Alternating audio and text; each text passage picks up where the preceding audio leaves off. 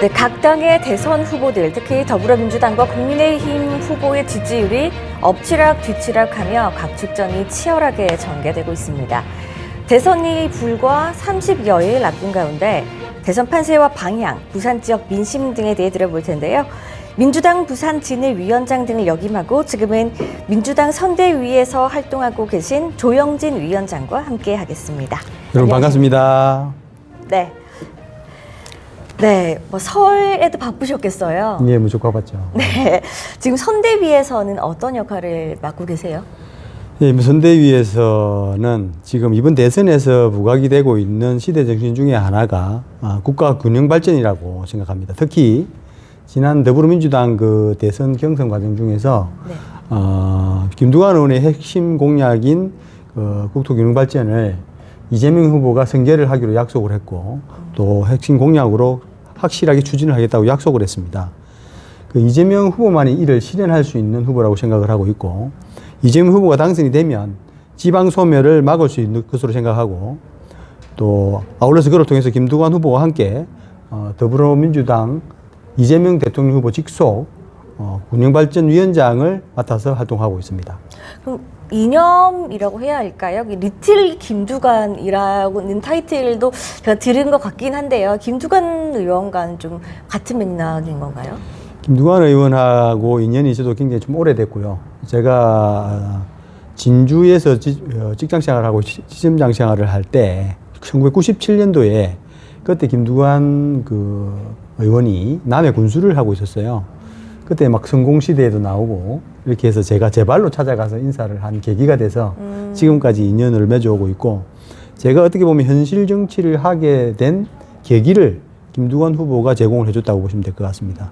그 이후에 노무현 대통령 탄핵 때 네. 제가 제 발로 민주당에 입당을 하게 되고 열린우리당에 입당을 하게 되고 그때부터 정치를 본격적으로 시작한 계기가 된 사람이 김두관 후보이기 때문에 그런 얘기가 있는 것 같습니다. 네, 알겠습니다. 지금 대선 판세 앞서 제가 이제 지지율이 엎치락 뒤치락 하고 있다고 말씀을 드리긴 했는데 서울과 또 부산의 민심도 다를 것 같아요. 부산 판세는 좀 어떻게 보세요? 예, 부산 판세가 굉장히 중요한 역할을 이번 대선에서 할 거라고 봅니다. 특히 지역적인 캐스팅 보드가 부산, 울산, 경남에서 이루어지리라고 보는데요. 그 윤석열 후보가 최근에 자질 논란, 특히 준비가 아주 부족하다는 논란이 많이 일고 있고, 특히 그 무속 논란이라든지 네. 내지는 또 본부장 비리 네. 이런 부분이 많이 부각이 되고 있고 갈수록 그게 더 심화되고 있는 것 같습니다. 특히 부산에서. 네. 그 초반에 특히 이제 부산에서 약간 많이 불리한 상황에서 대선 판세가 진행이 됐었는데 네. 이런 점이 부각이 되고 또 특히 이번 설 민심을 지나면서 이재명 후보가 특히 일은 잘한다. 또 사람 추진력은 좋다. 이런 부분들이 많이 부각이 되고 하면 설 민심 이후에 충분히 역전이 가능하고 부산에서도 승리를 해낼 것으로 예상을 하고 있습니다. 네. 그 윤석열 후보에 대한 논란을 말씀을 하셨는데 이재명 후보에 대한 논란은 어떻게 생각하세요? 이재명 후보의 대표적인 논란이 이제 형수 욕설 문제라든지 특히 대장동 문제 이 두 가지인데요. 형수 욕설 문제는 이미 성남시장 선거 때 또 경기도지사 선거 때도 문제가 됐었고 그런 부분에 대해서는 충분히 이재명 후보가 사과도 했고 나름대로 그 어머니하고의 관계에서의 형님하고의 문제 이런 문제들이 복합적으로 있어서 충분히 사과도 하고 해명을 했다고 생각하고 있고요. 대장동 문제에 있어서는 이재명 후보의 생각이 우리 국민들한테 잘 전파가 안 된 것 같은데요. 특히 대장동은 곳간을 지키려는 사람하고 곳간을 훔치려고 하는 사람 간의 문제였다고 저는 판단을 하고 있고 특히 이재명 후보가 여러 번 해명을 해왔고 나는 민간업자들 또 상대당 후보에서 요구하는 부분을 거부하는 문제에서 지금까지 대장동 문제가 논란이 됐다고 여러 차례 주장을 해왔습니다. 그래서 결국 이재명 후보는 곳간을 지키려고 열심히 노력한 결과라고 생각을 하고 있고요.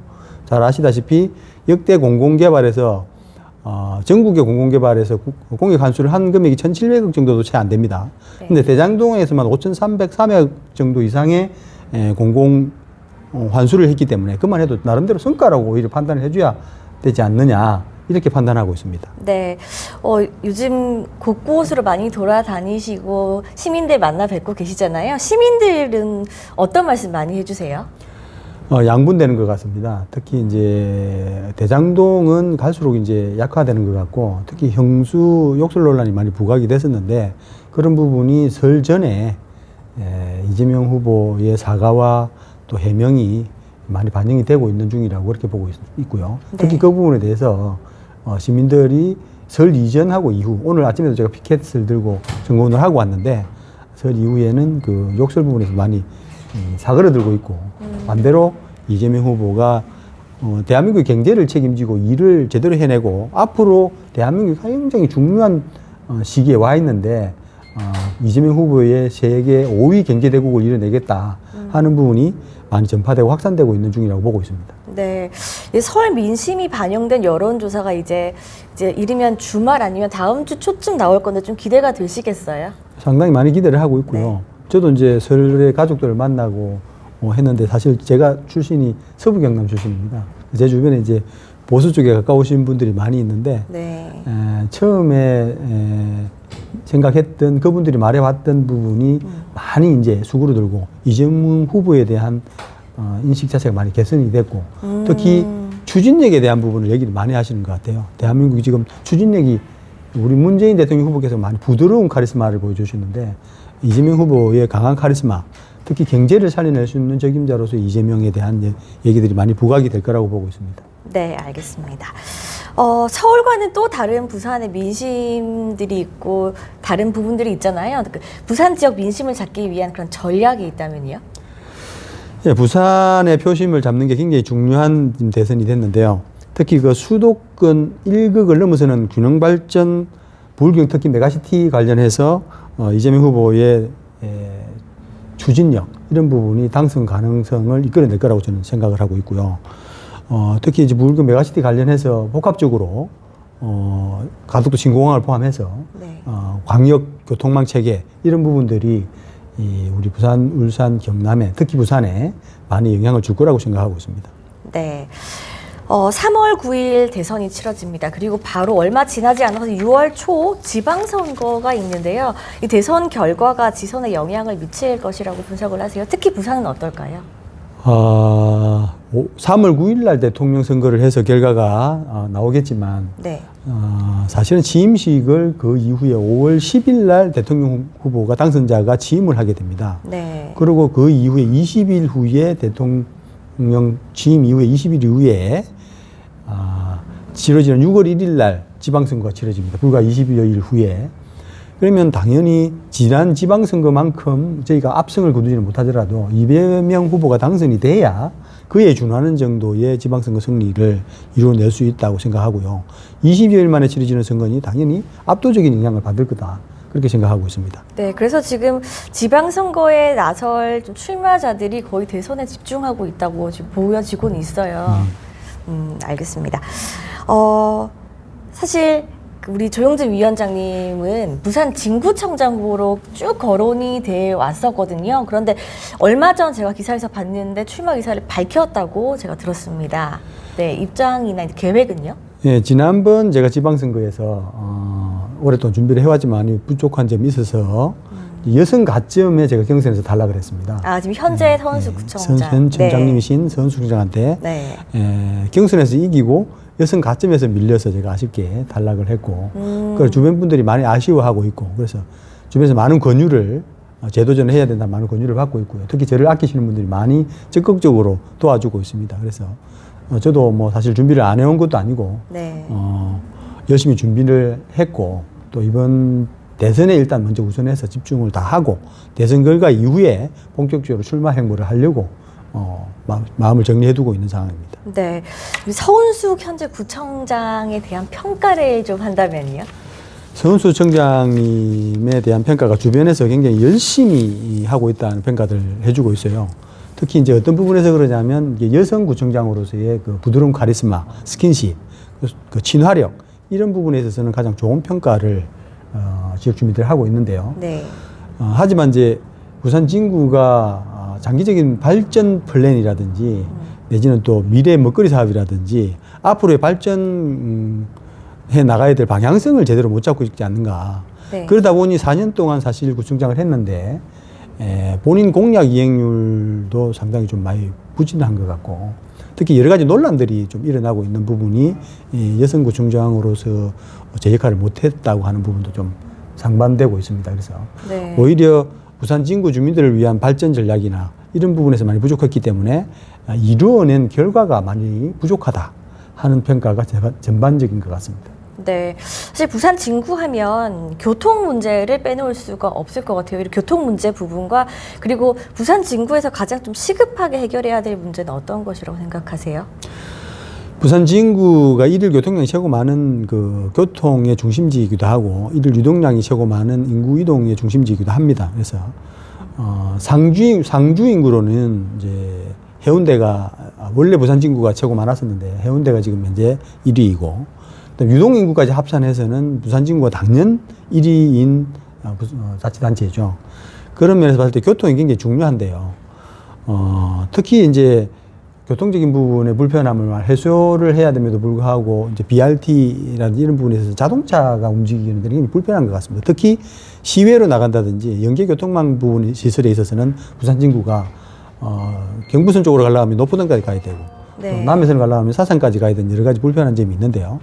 부전역을 복합 환승센터로 만들어서 지하에 KTX하고 연결을 하고 또 도심공항터미널을 만들어서 네. 공항하고도 연결을 하고 항공교통도 연결을 하고 거기에 시내외 버스들도 환승을 할 수 있는 복합 환승센터로서의 기능을 할 수 있도록 만들어야 이런 불편함이 완전히 해결될 거라고 생각하고 있습니다.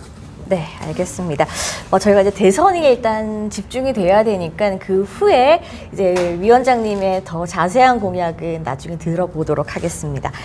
어쨌든 지금 서은수 구청장이 현역으로 계셔서 또다시 경선을 비껴갈 수는 없을 것 같아요. 사실 현역 프리미엄과의 상대인데 어떻게 예상을 좀 하시나요? 그리고 말입니다. 어쩔 수 없는 경선을 해야 되고 특히 서은수 구청장님하고 저하고는 개인적으로는 굉장히 관계가 좋습니다. 네. 정치적으로 경쟁을 할 때는 경쟁을 하지만 협력할 때는 아주 긴밀하게 협력을 잘 하고 있고요. 다들 조금 서두에서 제가 말씀을 드렸다시피 제가 지난번 경선에서 여성 가점에서 지고 실질적으로 선거 경선에서는 이겼지만 가점에서 지는 결과가 나왔습니다. 저는 이제 자신 있게 얘기할 수 있는 게 지난번 경선 결과만 얻어내도 이번에는 이제 여성 가점이 적용이 되지 않기 때문에 네. 충분히 경선에도 성산이 있다 이렇게 판단하고 있습니다. 알겠습니다. 본인만의 차별화되는 강점 한 3가지 정도 꼽아주시겠어요? 저는 예를 들어서 이런 부분이 이제 주민들이 가장 높이 사주는 것 같아요. 제가 오랫동안 그 백양턴을 통행료 폐지 관련한 그 운동을 오래 했습니다. 네. 지역 주민들이 그런 부분에서 점수를 높게 봐주는 것 같고요. 그 5년 가까이 백양턴을 통행료 폐지 운동을 하면서 거기에 대한 뚝심, 또 내지는 추진력, 그다음에 성실함 이런 부분을 지역 주민들이 굉장히 높이 사주는 것 같습니다. 그리고 제가 지금 이제 부산 정치권에서 군영 발전에 있어서는 제가 정치권 내에서는 가장 전문가라고 제 스스로 자부하고 있기 때문에 이런 부분을 가장 큰 장점이라고 저는 생각하고 있습니다. 알겠습니다. 지금 35일이 남았습니다. 대선까지. 마지막 각오 한마디 들어볼까요? 그리고 앞으로 이제 지선에서의 각오까지 포함을 해서 마지막 한 말씀 부탁드리겠습니다. 아까 질문 내용 중에서도 답을 하고 했습니다. 그죠? 이번 지방선거를 승리하기 위한 전초전이 사실은 우리 지방선거 출마하는 사람들한테는 대선이 무엇보다도 중요합니다. 그래서 지금 우리 이 당뿐이 아니고 상대당도 마찬가지로 대선에 총력을 다해서 경쟁을 할 거라고 보여집니다. 저희 역시도 마찬가지고 지방선거까지 승리를 끌기 위해서는 대통령 선거에서 사력을 다해야 된다 이런 생각을 하고 있고요. 특히 이제 저는 부산 진구에서 오래 정치를 했기 때문에 진구의 과거 50년을 책임졌던 부분이 신발산업이에요. 근데 지금 부산 진구를 대표하는 산업 자체가 지금 소멸되고 없는 상황입니다. 그래서 이 부분을 책임질 수 있는 대통령 후보, 이 부분을 미래 50년을 책임질 수 있는 대통령 후보, 진구를 또 미래 50년을 책임질 구청장 후보 이런 사람들이 당선이 돼야 된다고 생각하고 있고요. 그 중에 하나가 저도 유력한 후보이기 때문에 누구보다도 그 부분을 부각을 많이 시키고 부산 진구를 책임지는 대통령, 부산 진구를 책임지는 구청장이 이번에 당선돼야 된다 이렇게 각오로 최선을 다해서 하고 있습니다. 네, 알겠습니다. 어쨌든 그 논란의 중심이 된 부분에 대해서는 충분히 이재명 후보든 김혜경 부인이든 두 분 다 충분히 사과를 해야 될 내용이라고 생각하고요. 진심 있는 사과가 최우선이고요. 그 이후의 행보에서 반성하는 모습을 충분히 보여주는 걸로 결과를 보여줘야 된다고 생각하고 있습니다. 좋은 질문 해주셨고요. 부산 진구가 그 고령화 속도가 굉장히 빠른 자치단체 중에 하나이고요. 거의 한 22%를 넘어선 걸로 제가 알고 있고요. 이제 고령화 문제가 이제 두 가지로 연결이 되는 것 같아요. 하나는 노인 빈곤 문제하고, 그 다음에 이제 이런 부분이 일자리 부분하고, 이런 부분이 이제 해결이 돼야만 해결이 될 수 있는 거라고 보여지는데, 특히 이제 그하고 마지막으로 연결되는 게 최종적으로 고독사 문제거든요. 그래서 이제 노인 빈곤 문제를 해결을 해야 되는 중심에는 뭐냐면 결국 이제 일자리, 시니어 일자리 이 부분하고 연결이 됩니다. 그래서 시니어 일자리 부분은 제가 생각할 때는 이제 과거에는 일자리 문제도 가정이 책임지는 상황이었거든요. 특히 집안 내에서 일자리 부분을 책임졌는데 이제 앞으로는 청년 일자리든 시니어 일자리든 이런 부분도 결국 고령화 문제가 공공의 영역에 들어왔듯이 시니어 일자리 부분도 공공의 영역으로 진입을 시켜서 부산 진구 내지는 부산시가 그 부분을 책임지는 체제로 전환돼야 된다고 생각하고 있고요. 그런 부분이 해결이 돼야 노인 빈곤 문제도 해결이 될 거라고 생각합니다. 그리고 특히 고독사 문제는 우리 사회적인 관심이 굉장히 필요한데요. 복지적인 측면에서 접근을 해서 지금 경기도의 어느 단체가 그 우유 내지는 야구르트 배달 사업을 하고 있어요. 고독사 문제를 해결하기 위해서. 그러니까 독거 노인뿐이 아니고 독거 가족들의 독거 세대에 대해서 예산을 들여서 매일 우유나 요구르트를 배달을 하고 그게 이제 소진이 되지 않는 가정에 대해서는 직접 방문을 하고 거주 여부 내지는 생계 상태 등 여러 가지 문제를 직접 확인하는 체제로 공공의 영역으로 복지의 영역으로 진입을 시켜야 된다고 보고 있습니다. 그러니까 그 요구르트나 우유 같은 거를 갖다 놨는데 가지고 들어가지 않으시는 걸 보고서 판단하신다는 그렇죠. 거죠. 네. 네. 그리고 지금은 우리가 4차 산업시대이기 때문에 지금 해운대에서 지금 시도를 하고 있는 걸로 알고 있는데 일정 이상 거동이 없으면 센서로 자동으로 감지가 돼서 센터에서 확인이 될 수 있는 체제로도 전환을 시켜야 된다고 보고 있습니다. 네. 그렇게 해서 고독사 문제는 충분히 해결이 될 수 있다고 봅니다. 백양턴을 도약류 폐지를 못 시키기가 당연히 맞고요. 근데 이제 사실은 우리 맥쿼리 자산운용이라는 회사 자체가 실제 주관사로 있고 제가 피켓 시위를 하고 난 이후에 안타깝게도 오히려 통행료가 올랐습니다.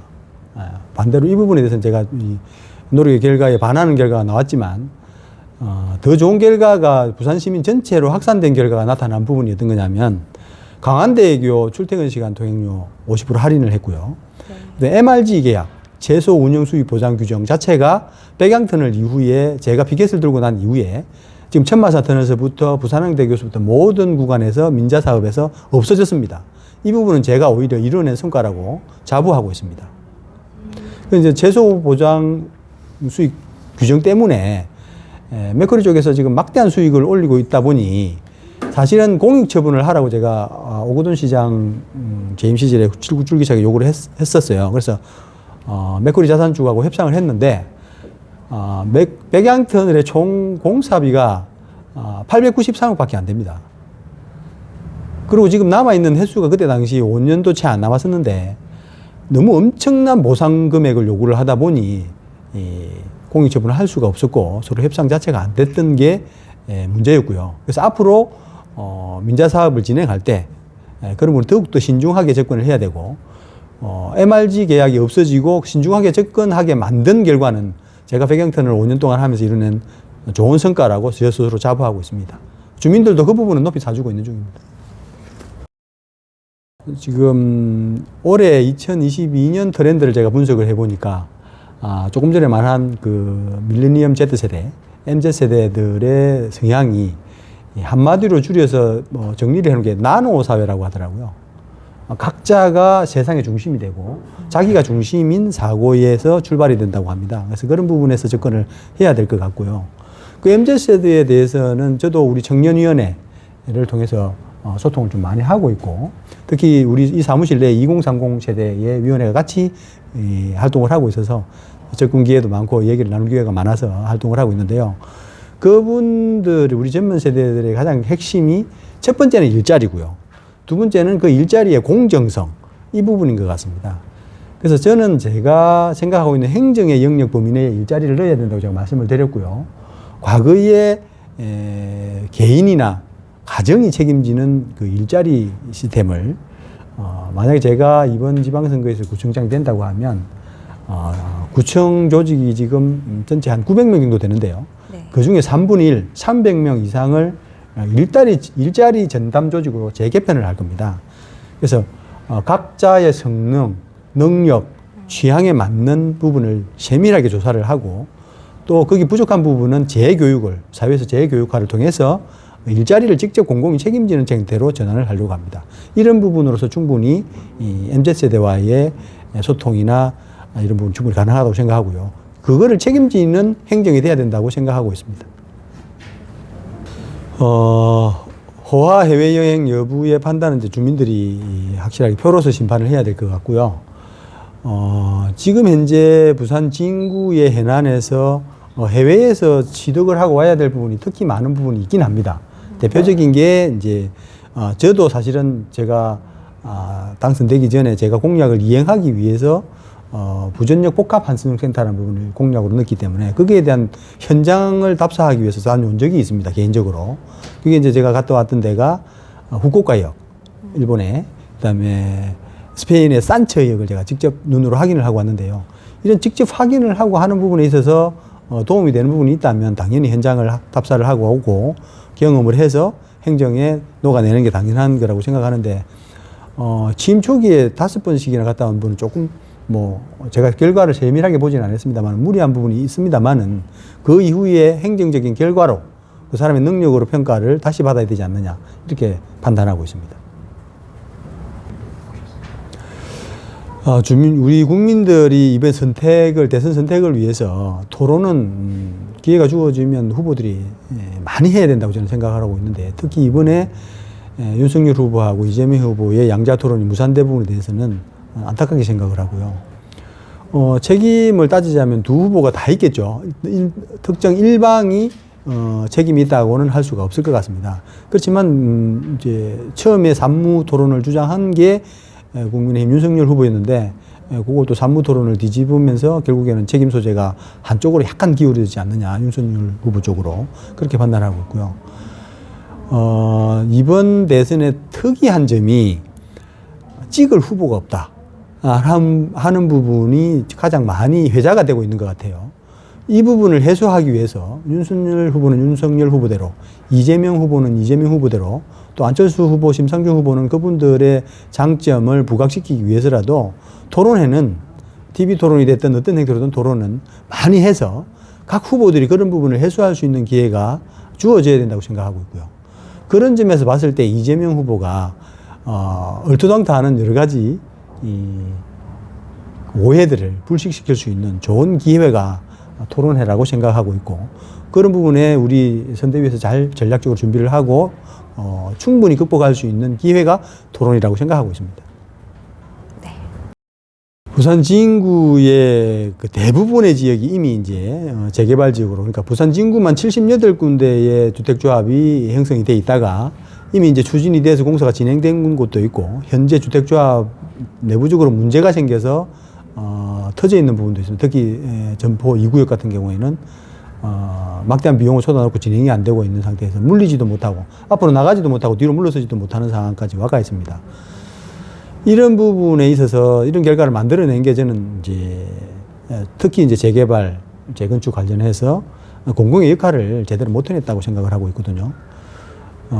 물론 이제 민간업자들이 관여가 되고 주민들 자체적으로 진행을 하고는 있지만 재개발, 재건축 부분에 있어서 특히 우리 부산 진구에 문제가 되고 있는 부분들이 있기 때문에 가장 적극적으로 행정이 나서서 마무리를 시켜줘야 된다고 생각하고 있고요.